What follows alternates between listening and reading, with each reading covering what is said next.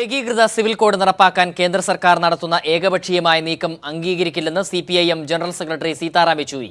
ഇക്കാര്യത്തിൽ എല്ലാവരുമായി ചർച്ച നടത്തി അഭിപ്രായ ഐക്യമുണ്ടാക്കുകയാണ് ആദ്യം വേണ്ടത്. ചർച്ചകൾ തുടങ്ങുന്നതിന് മുൻപ് BJP ന്യൂനപക്ഷങ്ങൾക്കെതിരായ ആക്രമണവും വർഗീയ ധ്രുവീകരണവും നിർത്തണമെന്നും യെച്ചൂരി പറഞ്ഞു. രാജ്യത്ത് ഏകീകൃത സിവിൽ കോഡ് നടപ്പിലാക്കാനുള്ള ശ്രമങ്ങൾ കേന്ദ്ര സർക്കാർ ശക്തമാക്കിയ സാഹചര്യത്തിലാണ് CPIM നിലപാട് വ്യക്തമാക്കിയത്. ഹിന്ദുക്കൾക്കും മുസ്ലിങ്ങൾക്കുമെല്ലാം പ്രത്യേകം വ്യക്തി നിയമങ്ങൾ നിലവിലുണ്ട്. ഏകീകൃത സിവിൽ കോഡ് നടപ്പാക്കാനുള്ള ശ്രമങ്ങൾ ആരംഭിക്കുന്നതിന് മുൻപ് ആഴത്തിലുള്ള ചർച്ചയാണ് വേണ്ടത്. ഇക്കാര്യത്തിൽ ചർച്ചകളിലൂടെ അഭിപ്രായ ഐക്യം ഉണ്ടാക്കാനാണ് സർക്കാർ ശ്രമിക്കേണ്ടതെന്നും യെച്ചൂരി പറഞ്ഞു. So this requires on all sides. The personal law issue will have to be properly discussed in consultation with it, and effort should be made to draw in a consensus. But the manner in which the Modi government is acting in the RSS BJP are sharpening communal polarization. That is not conducive for such a discussion. Ideally, such a discussion can take place when they stop this communal activity. സർക്കാരിന് പറയാനുള്ള കാര്യങ്ങൾ പാർലമെന്റിൽ പറയണം.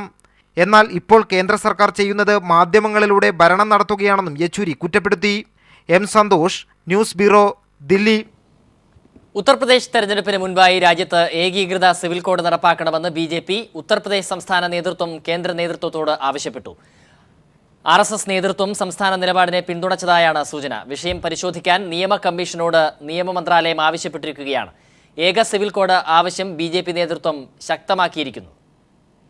2014 തെരഞ്ഞെടുപ്പിലെ മുഖ്യ പ്രചരണ വിഷയമായിരുന്ന ഏകീകൃത civil code എത്രയും വേഗം നടപ്പാക്കണമെന്നാണ് ഉത്തർപ്രദേശ് BJP സംസ്ഥാന നേതൃത്വം കേന്ദ്ര നേതൃത്വത്തോട് ആവശ്യമുയർത്തിയത്. UP BJP അധ്യക്ഷൻ കേശവ് മൗര്യയുടെ നിലപാട് RSS നേതൃത്വവും പിന്തുണച്ചതായാണ് സൂചന. മതന്യൂനപക്ഷങ്ങളുടെ എതിർപ്പിനിടയിലും നിയമ കമ്മീഷൻ റിപ്പോർട്ട് മുൻനിർത്തി തീരുമാനം പരസ്യപ്പെടുത്താമെന്ന മറുപടി കേന്ദ്ര നേതൃത്വം സംസ്ഥാന നേതൃത്വത്തിന് നൽകിയതായാണ് സൂചന. തെരഞ്ഞെടുപ്പ് ഫലമാണ് വലുതെന്നും തെരഞ്ഞെടുപ്പ് മുൻനിർത്തിയുള്ള നീക്കമെന്ന വിമർശനം കാര്യമാക്കേണ്ടതില്ലെന്നുമാണ് പാർട്ടി നിലപാട്. പൊതു കുടുംബ നിയമം രൂപീകരിക്കണമോ എന്ന കാര്യത്തിലും പാർട്ടിയിൽ ചർച്ച തുടരുകയാണ്. 1980 മുതൽ BJPയുടെ എല്ലാ പ്രകടന പത്രികയിലെയും മുഖ്യ പ്രചരണ വിഷയമായിരുന്നു ഏകീകൃത സിവിൽ കോഡ്. രാഷ്ട്രീയ സമവായം ഉണ്ടാവില്ലെന്നതിനാൽ വാജ്പേയി സർക്കാർ തുടർന്ന മൗനം പുതിയ സാഹചര്യത്തിൽ വേണ്ടെന്നാണ് BJP അധ്യക്ഷൻ അമിത്ഷായുടെയും നിലപാട്. ജമ്മു കാശ്മീരിന് പ്രത്യേക പദവി നൽകുന്ന ഭരണഘടനയുടെ 370 വകുപ്പ് റദ്ദാക്കൽ, രാമക്ഷേത്ര നിർമ്മാണം എന്നിവ നടപ്പാക്കുന്നതിനുള്ള ആദ്യ പടി എന്ന നിലയ്ക്ക് കൂടിയാണ് BJP നേതൃത്വം ഏകീകൃത വ്യക്തി നിയമത്തെ വിലയിരുത്തുന്നത്. News bureau, Delhi. രാജ്യത്ത് ഏകീകൃത സിവിൽ കോഡ് നടപ്പാക്കുന്നതിനെ സ്വാഗതം ചെയ്യുന്നുവെന്ന് സിറോ മലബാർ സഭ. ആചാരപരമായ വൈവിധ്യങ്ങൾ സംരക്ഷിക്കണമെന്ന് Syro Malabar major archbishop cardinal Mar George Alencherry പറഞ്ഞു. എല്ലാ മതവിഭാഗങ്ങളുടെയും അഭിപ്രായ സമന്വയം ഉറപ്പാക്കണമെന്നും കർദിനാൾ പറഞ്ഞു. ഏകീകൃത സിവിൽ കോഡിൻ്റെ ആശയം തീർച്ചയായിട്ടും സ്വാഗതാർഹമാണ്. നമ്മുടെ രാജ്യത്തിൻ്റെ ഭദ്രതയ്ക്കും ജനങ്ങളുടെ ഐക്യത്തിനും ഉപകരിക്കുന്നതാണ്. ഭാരതം മുഴുവനും ബാധകമായിട്ടുള്ള, എല്ലാ ജനങ്ങൾക്കും ബാധകമായിട്ടുള്ള ഒരു ഏകീകൃത സിവിൽ കോഡ്. എങ്കിലും ഈ ഏകീകൃത സിവിൽ കോഡിൽ നമ്മുടെ ഭാരതത്തിലുള്ള എല്ലാ മതവിഭാഗങ്ങളുടെയും അതുപോലെ തന്നെ ജനവിഭാഗങ്ങളുടെയും, ഉദാഹരണത്തിന് ട്രൈബൽസ് അല്ലെങ്കിൽ ആദിവാസികളായിട്ടുള്ള ആളുകളുണ്ട്, അവരുടെ എല്ലാം പരമ്പരാഗതമായിട്ടുള്ള നിയമങ്ങളും ആചാരക്രമങ്ങളുമൊക്കെ അംഗീകരിച്ചുകൊണ്ടുള്ള ഒരു ഏകീകൃത സിവിൽ കോഡിനെയാണ് രാജ്യം സർക്കാർ വിഭാവനം ചെയ്യുന്നതെന്ന് ഞാൻ കരുതുന്നു. ദില്ലിയിൽ വിദ്യാർത്ഥിയുടെ കൊലപാതകത്തിൽ മലയാളി സംഘടനകളുടെ പ്രതിഷേധം. സംഭവസ്ഥലമായ മയൂർ വിഹാറിലാണ് പ്രതിഷേധം. വിവരങ്ങളുമായി മനു ശങ്കർ ചേരുന്നു. മനു, പറയൂ, എന്താണ് അവിടെ നിന്നുള്ള വിവരങ്ങൾ?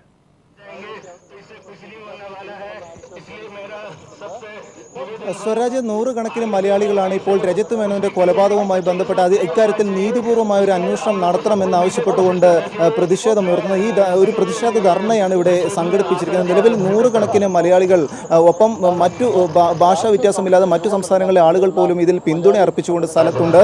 നിലവിൽ വലിയ രീതിയിൽ ഒരു പ്രതിഷേധം പോലീസ് അന്വേഷണ അനാസ്ഥയ്ക്കെതിരെ ഉയർന്നിരുന്നു. നിലവിൽ ഈ അന്വേഷണവും മറ്റും FIRലടക്കം 3 പ്രതികളുടെ പേരും മറ്റും പ്രതിപാദിച്ചിരുന്നില്ല. ഇതിൽ ആകെ അലോക് എന്നു പേരുള്ള ആളുടെ ഒരു പേര് മാത്രമാണ് പ്രതിപാദിച്ചിരുന്നത്. ഇതിനാൽ തന്നെ അന്വേഷണം വഴി തിരിച്ചുവിടാനുള്ള പോലീസ് നീക്കത്തിനെതിരെ ആദ്യം മുതൽക്കേ പ്രതിഷേധമുണ്ടായിരുന്നു. നിലവിൽ പ്രതി ഇപ്പോഴും ജുവനൈൽ ഹോമിൽ തന്നെ തുടരുകയാണ്. നിലവിൽ ഒരു ആക്ഷൻ കൗൺസിൽ ഇപ്പോൾ രൂപീകരിച്ചിരുന്നു. കേന്ദ്ര സംസ്ഥാന സർക്കാരുകൾക്ക് നിലവിൽ വ്യക്തമായ ഒരു അന്വേഷണം നടത്തണം എന്നാവശ്യപ്പെട്ടുകൊണ്ട് നിവേദനവും ഈ ആക്ഷൻ കൗൺസിൽ ഇപ്പോൾ നൽകുന്നുണ്ട്. ഇതിനുശേഷം ഇന്ന് 6 മണിയോടുകൂടി ഇക്കാര്യത്തിൽ ഒരു കാൻഡിലേറ്റ് പ്രൊട്ടസ്റ്റ് നടത്തുന്നുണ്ട്. നിലവിൽ വലിയ രീതിയിൽ ഒരു പ്രതിഷേധമാണ് ഉയരുന്നത്. നൂറുകണക്കിന് മലയാളികളാണ് ഇപ്പോൾ ദില്ലിയിൽ ഈ പ്രതിഷേധം നടക്കുന്ന പാർക്കിലേക്ക് എത്തിയിരിക്കുന്നത്. വലിയ രീതിയിൽ ഒരു പിന്തുണ വിവിധ തലങ്ങളിൽ നിന്നുണ്ടായിട്ടുണ്ട്. മത സംഘടനകൾ എന്നിവ ഉൾപ്പെടെയുള്ളവർ ഈ പിന്തുണ അറിയിച്ചിട്ടുണ്ട്. നിലവിൽ നൂറുകണക്കിന് ആളുകൾ സ്ഥലത്ത് സന്നിഹിതരാണ്. സ്വരാജ്, ഇപ്പോൾ പ്രതിഷേധം തുടർന്നുകൊണ്ടിരിക്കുകയാണ്. മനു, അന്വേഷണത്തെ ഏത് വിധത്തിലാണ് പ്രതിഷേധക്കാർ കാണുന്നത്? എന്തെങ്കിലും ആശാവഹമായ നിലയിലേക്ക് പ്രതിഷേധക്കാർ നിലവിലുള്ള അന്വേഷണത്തെ കാണുന്നുണ്ടോ?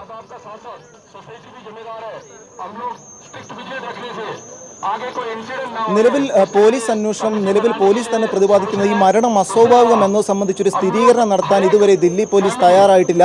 ഇതിനെതിരെ ഇക്കാര്യത്തിൽ നീതിപൂർവമായ ഒരു അന്വേഷണം നടത്തണം. നിലവിൽ ലഹരി മാഫിയയും പോലീസും തമ്മിലൊരു ഒത്തുകളി നടക്കുന്നുണ്ടെന്ന് നിലവിൽ വിവിധ ജനപ്രതിനിധികളും മറ്റും സ്ഥലത്ത് സന്ദർശിച്ചപ്പോൾ തന്നെ വ്യക്തമാക്കുകയും ചെയ്തിരുന്നു.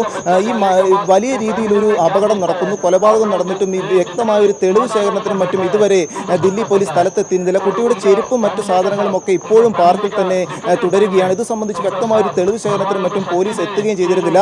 ഇതിൽ പ്രതിഷേധിച്ചുകൊണ്ടാണ് ഇപ്പോൾ പ്രതിഷേധ ധർണ പുരോഗമിക്കുന്നത്. നിലവിൽ ഇപ്പോൾ വേദിയിലടക്കം ഈ കുട്ടിയുടെ പിതാവ് പാലക്കാട് സ്വദേശി ഉണ്ണികൃഷ്ണൻ ഒക്കെ സന്നിഹിതരാണ്. കൂടാതെ സ്ഥലം Aam Aadmi MLA Manoj Kumar, forward block നേതാവ് ദേവരാജനൊപ്പം ഇടത് സാമൂഹ്യ പ്രവർത്തക ആനി രാജ അടക്കമുള്ള വിവിധ ആളുകളാണ് പിന്തുണ അർപ്പിച്ചുകൊണ്ട് എത്തിയിരിക്കുന്നത്. നിലവിൽ ഈ പ്രതിഷേധത്തിന് വിവിധ ഭാഷാ മതവ്യത്യാസമില്ലാതെ എല്ലാ തലങ്ങളിൽ നിന്നും വലിയൊരു പിന്തുണ ഉണ്ടായിട്ടുണ്ട്. നൂറുകണക്കിന് ആളുകൾ സ്ഥലത്ത് സന്നിഹിതരാണ്.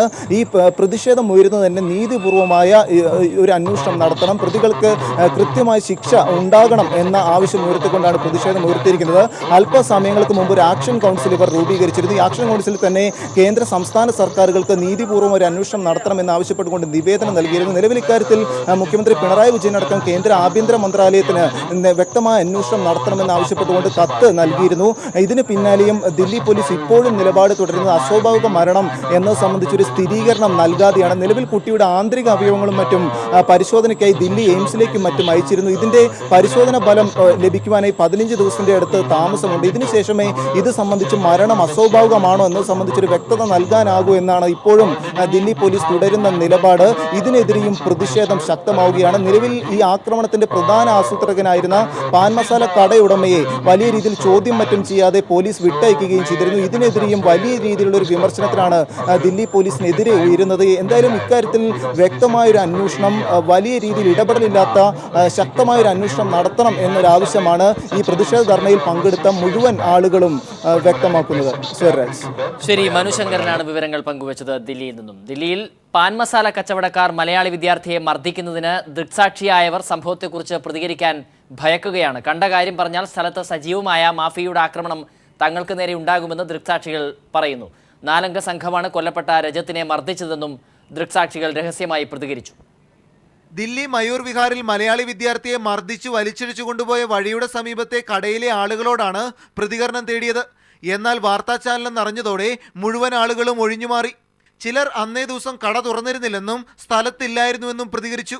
4 से 6 रेस्ट ओनली 1 क्लोज जब नहीं था जब नहीं आपको कुछ नहीं रहता? नहीं सर कुछ नहीं पता भी मैंने नहीं देखा. പ്രതികരിച്ചാൽ തങ്ങൾക്ക് നേരെയാകും മാഫിയയുടെ തുടരാക്രമണമെന്ന് ഇവർ സ്വകാര്യമായി തന്നെ വ്യക്തമാക്കി. വിദ്യാർത്ഥിയെ മർദ്ദിച്ചു കൊലപ്പെടുത്തിയ പാർക്കിന് സമീപത്തെ ദൃക്സാക്ഷിയും ക്യാമറ കണ്ടതോടെ മുറി പൂട്ടി പരക്കം പാഞ്ഞു. പാൻ മസാലക്കടയിലെ ജീവനക്കാർ കൂടാതെ കൂടുതൽ ആളുകൾ ചേർന്നാണ് വിദ്യാർത്ഥിയെ മർദ്ദിച്ചതെന്ന് ഞങ്ങളുടെ ക്യാമറ ഇല്ലെന്ന ധാരണയിൽ ദൃക്സാക്ഷി വ്യക്തമാക്കി.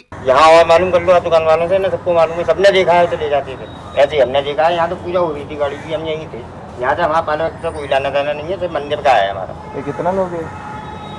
4-6 तो होंगे. 4 लोग हैं. ये पता नहीं 4 थे 6 थे 8 थे. भीड़ थी उनके साथ जब ले गए.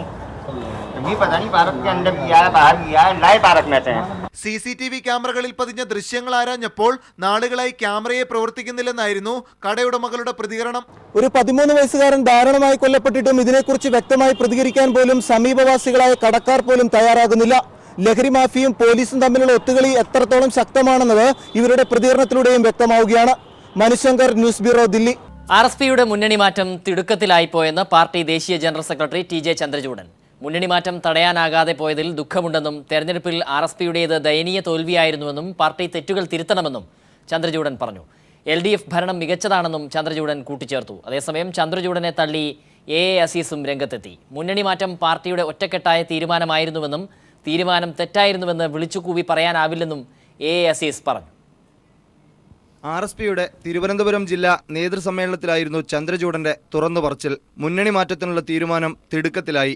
എനിക്ക് തോന്നുന്നത്, തിരിഞ്ഞു നോക്കുമ്പോൾ എനിക്ക് തോന്നുന്നത്, ഇടതു മുന്നണിയിൽ നിന്നും വലതു മുന്നണിയിലേക്ക് മാറിയ ആ ഒരു ശീഘ്രഗതി ഉണ്ടല്ലോ, അത് വേണ്ടായിരുന്നു. അത്ര വേഗത വേണ്ടായിരുന്നു. അപ്പോൾ ചോദിക്കാൻ നിങ്ങൾക്ക് അതൊന്ന് പറഞ്ഞുകൂടായിരുന്നു? പറയാമായിരുന്നു. പറയാത്തതിൽ ഞാൻ ദുഃഖിക്കുന്നു. LDF സർക്കാരിന്റെ തുടക്കം നല്ല രീതിയിലാണ്. ഭരണത്തിൽ അച്ചടക്കമുണ്ടെന്നും ചന്ദ്രചൂഡൻ പറഞ്ഞു. കഴിഞ്ഞ ഒരു മാസം ചില്ലറയായിട്ട് LDFന്റെ ഭരണം സാമാന്യം ഭേദമായിട്ടാണ് നടക്കുന്നത്. ഈ മുന്നണിയിൽ എത്ര കാലം ഇങ്ങനെ തുടരാൻ കഴിയുമെന്നതിനെ കുറിച്ച് എനിക്ക് വലിയ ആശങ്ക. ഈ KM മാണിയെ കൈകാര്യം ചെയ്ത രീതിയൊക്കെ തന്നെ അംഗീകരിക്കാൻ പറ്റുന്നതാണ്. അതേസമയം ചന്ദ്രചൂഡന്റെ പ്രസ്താവനകളോട് വിയോജിച്ചായിരുന്നു AA അസീസിന്റെ പ്രസംഗം. പാർട്ടി കമ്മിറ്റികൾ കൂടിയ അവസരങ്ങളിലെല്ലാം വികാരപരമായി ഈ മുന്നണി വിടണം, ഇങ്ങനെ തുടരാൻ പറ്റില്ല എന്ന് ഒറ്റക്കെട്ടായി അഭിപ്രായമാണ്. അല്ലാതെ ഒരാളിൻ്റെ തീരുമാനമല്ല, 5 പേരുടെ തീരുമാനവുമല്ല, പാർട്ടി സെക്രട്ടേറിയറ്റിൻ്റെയും പാർട്ടി സംസ്ഥാന കമ്മിറ്റിയുടെയും മാത്രം തീരുമാനവുമല്ല, പാർട്ടിയിലെ മുഴുവൻ സഹാക്കളുടെയും വികാരമായിരുന്നു. അപ്പോൾ അതുകൊണ്ട് തെറ്റായ ഒരു രാഷ്ട്രീയ സമീപനമാണ് നാം സ്വീകരിച്ചതെന്ന് അങ്ങനെ വിളിച്ചുപോയി പറയാനൊന്നും കഴിയില്ല. മുന്നണി മാറ്റത്തിൽ RSP നേതൃത്വത്തിലുള്ള അഭിപ്രായ വ്യത്യാസമാണ് കൂടുതൽ പ്രകടമാകുന്നത്. News bureau, Thiruvananthapuram. പൊതുമേഖലാ സ്ഥാപനങ്ങളിലെ മാനേജിംഗ് ഡയറക്ടർമാരായി നിയമനം കിട്ടണമെങ്കിൽ ഇന്റർവ്യൂ പാസ്സാകണമെന്ന നിബന്ധന നടപ്പിലാക്കാൻ സംസ്ഥാന സർക്കാർ ഒരുങ്ങുന്നു. ഉദ്യോഗാർത്ഥികൾ സർക്കാർ വിനിയോഗിക്കുന്ന വിദഗ്ധ സമിതിയുടെ മുന്നിൽ തങ്ങളുടെ പ്രാവീണ്യം തെളിയിക്കണമെന്ന നിബന്ധന നടപ്പിലാക്കുന്നത് പൊതുമേഖലാ സ്ഥാപനങ്ങളിലെ അഴിമതി തുടച്ചു നീക്കണമെന്ന ലക്ഷ്യം വെച്ച് MDമാരായി വരുന്നവർക്ക് വിജിലൻസ് ക്ലിയറൻസ് വേണമെന്ന നിബന്ധന കർശനമായി പാലിക്കാനും വ്യവസായ മന്ത്രി EP ജയരാജൻ നിർദ്ദേശിച്ചു. സംസ്ഥാനത്തെ പല പൊതുമേഖലാ സ്ഥാപനങ്ങളിലും അഴിമതിയും കെടുകാര്യസ്ഥവുമാണെന്ന പൊതു ആരോപണം ഉയർന്നു കേൾക്കാൻ തുടങ്ങിയിട്ട് കാലമേറെയായി. സ്ഥാപനങ്ങളുടെ തലപ്പത്തിരിക്കുന്നവരുടെ അഴിമതി താഴേക്ക് വ്യാപിക്കുന്നു എന്നായിരുന്നു പൊതു ആക്ഷേപം ഉണ്ടായിരുന്നത്. നിരവധി പൊതുമേഖലാ സ്ഥാപനങ്ങളുടെ മാനേജിംഗ് ഡയറക്ടർമാർ അഴിമതി ആരോപണ വിധേയരാവുകയും കേസിൽ പ്രതികളാവുകയും ഒക്കെ ചെയ്യുന്ന സാഹചര്യം കണക്കിലെടുത്താണ് സ്ഥാപന മേധാവിമാരായി നിയമിക്കപ്പെടുന്നവർക്ക് അഭിമുഖ പരീക്ഷ കൊണ്ടുവരുവാൻ വ്യവസായ മന്ത്രി EP ജയരാജൻ നിർദ്ദേശിച്ചിരിക്കുന്നത്. സംസ്ഥാന സർക്കാർ നിയോഗിക്കുന്ന ഇന്റർവ്യൂ ബോർഡിന് മുന്നിലെ അഭിമുഖ പരീക്ഷ പാസ്സായെങ്കിൽ മാത്രമേ ഇനി മുതൽ സ്ഥാപന മേധാവിമാരാകാൻ കഴിയൂ. പൊതുമേഖലാ സ്ഥാപനങ്ങളുടെ MDമാരെ നിയമിക്കുന്നതിന് UDF സർക്കാർ ഒരു സെലക്ട് ലിസ്റ്റ് തയ്യാറാക്കിയിരുന്നു. എന്നാൽ ഈ ലിസ്റ്റിനെ പറ്റി നിരവധി ആക്ഷേപങ്ങളാണ് ഉണ്ടായിരുന്നത്. അഴിമതിരഹിത പ്രതിച്ഛായുള്ളവരെ സ്ഥാപന മേധാവിമാരാക്കൂ എന്നും MDമാർക്ക് വിജിലൻസിന്റെ ക്ലിയറൻസ് സർട്ടിഫിക്കറ്റ് വേണമെന്ന നിർദ്ദേശവും കർശനമായി പാലിക്കാനാണ് മന്ത്രി EP ജയരാജൻ നൽകിയിരിക്കുന്ന നിർദ്ദേശം. പൊതുമേഖലാ സ്ഥാപന മേധാവിമാരാകാനുള്ള അപേക്ഷ സമർപ്പിക്കാനുള്ള അവസാന സമയം ജൂലൈ 15 അവസാനിക്കും. പൊതുമേഖലാ സ്ഥാപന മേധാവിമാരെ തിരഞ്ഞെടുക്കാനുള്ള സമിതിയിൽ മന്ത്രിയെ കൂടാതെ റിയാബിന്റെ ചെയർമാനും ഉണ്ടാകാനാണ് സാധ്യത. S ജീവൻകുമാർ, തിരുവനന്തപുരം. വിദ്യാഭ്യാസ മേഖലയിലെ പ്രതിസന്ധി തരണം ചെയ്യാനായി തനതായ വിദ്യാഭ്യാസ നയം രൂപീകരിക്കുമെന്ന് മന്ത്രി C രവീന്ദ്രനാഥ്. കച്ചവട താൽപ്പര്യം മാറ്റി വിദ്യാഭ്യാസ മേഖലയെ ജനകീയവൽക്കരിക്കും. കാലാനുസൃതമായ നൂതന സാങ്കേതിക വിദ്യകളും മികച്ച പരിശീലനവും ഈ മേഖലയെ മെച്ചപ്പെടുത്താനുള്ള തന്ത്രങ്ങളാണെന്നും മന്ത്രി പറയുന്നു.